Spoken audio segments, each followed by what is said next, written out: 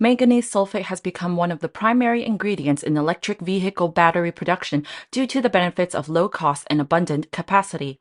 According to an RFI report on January 5th, the Chinese Communist regime, unlike the rest of the world, has long seen metal sulfate as a huge potential market to invest in.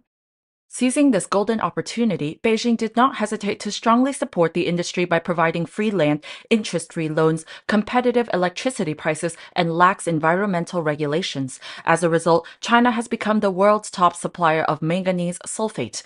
The world has 30 countries owning the mineral, but now depends on China, which makes up 95% of the global market. Meanwhile, Japan and Belgium account for the remaining 5%. Mining reported that Vibrant Technologies is the only producer of high-purity manganese sulfate in Belgium and uses imported ores from Brazil, South Africa, and Gabon.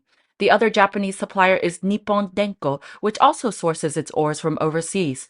Due to the advantages of constant government incentives, Chinese manganese sulfate only costs $1,000 per ton, but in Japan and Belgium, prices surged to nearly $2,500 per ton. Mining also noted that the rest of the world, especially the US and Europe, still cannot produce this raw material. Up until now, South 32 is still developing its Hermosa project, the US's first manganese mine in decades. The American firm has invested $55 million in the mine located in Arizona and plans to start a pre-feasibility study before June this year.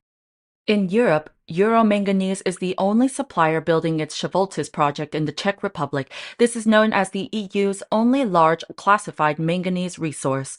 Sam Jaff, Vice President of Battery Storage Solutions, said, "Going forward, we're going to see a European battery industry and a North American battery industry. Both of those are growing at a tremendous pace and are going to require their own supply chains, including a supply chain for manganese."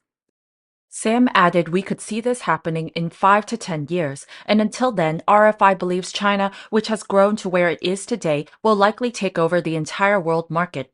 As the world increasingly depends on it for low prices, the CCP would abuse its monopolistic position to control and gradually raise the prices of manganese sulfate in the coming years.